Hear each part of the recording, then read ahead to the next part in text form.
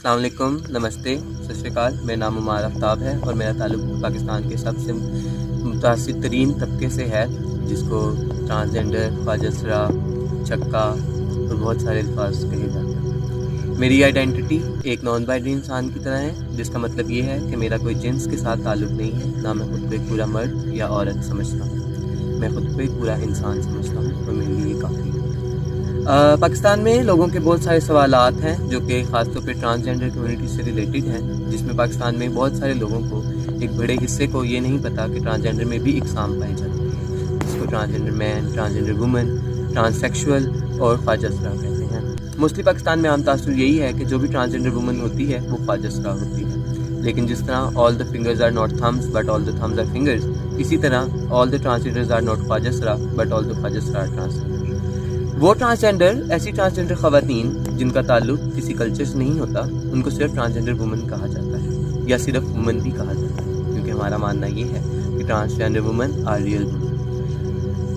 Basically خواجہ سرا culture Pakistan, India, بنگلہ دیش اور گرد و نواح کا ایک کلچر ہے جو کہ آج سے کئی سو سال پرانا کلچر ہے۔ اس کلچر میں ایک پورا سسٹم ہے جو کہ گرو، چیلا اور اس طرح جب کوئی ٹرانسجینڈر کسی کی گرو یا کسی کی چیلا ہو جاتی ہے تو وہ خواجہ سرا کلچر میں آ جاتی ہے اور پھر اس کو خواجہ سرا کہا جاتا ہے۔ جبکہ ایسی ٹرانسجینڈر وومن جو کسی کلچر کا حصہ نہیں ہے اور وہ خود سے ہی ٹرانسجینڈر پرسن ہے اور اکیلے اپنی زندگی جی رہی ہے، اس کو ٹرانسجینڈر وومن کہا جاتا ہے۔ پاکستان میں ایک بہت بڑا مسئلہ یہ بھی ہے کہ لوگ پروناؤنس کی رسپیکٹ نہیں کرتے کہ آیا کسی ٹرانسجینڈر وومن کو کس طرح بلانا ہے یا کس طرح ان سے متخاطب ہونا ہے۔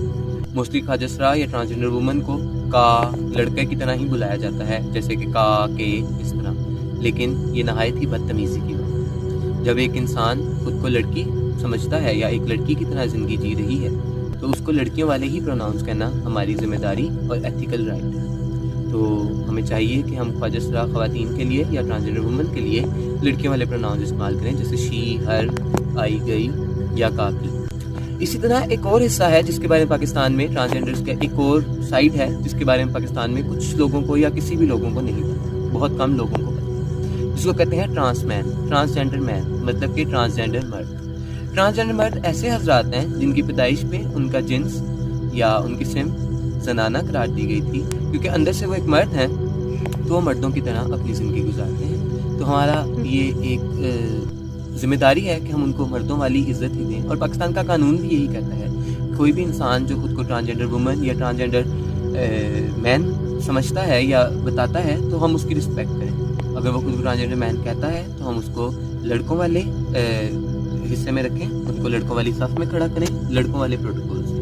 اگر کوئی خود کو ٹرانسجینڈر وومن کہتی ہے تو اس کو لڑکیوں والے حصے یا لڑکیوں والی صف میں کھڑا کریں۔ اس کے علاوہ نان بائنری کے بارے میں تھوڑی بات کر لوں، کیونکہ میرا خود بھی تعلق پاکستان کی نان بائنری سوسائٹی سے ہے۔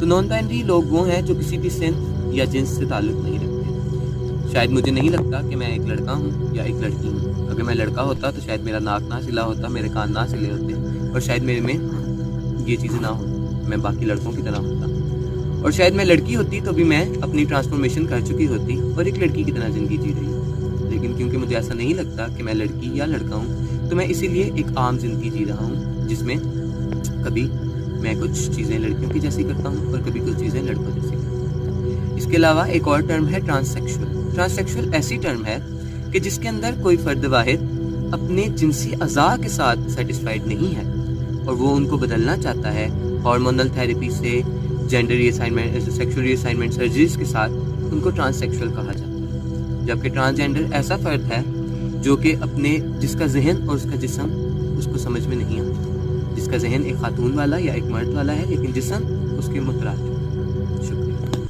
Thank you.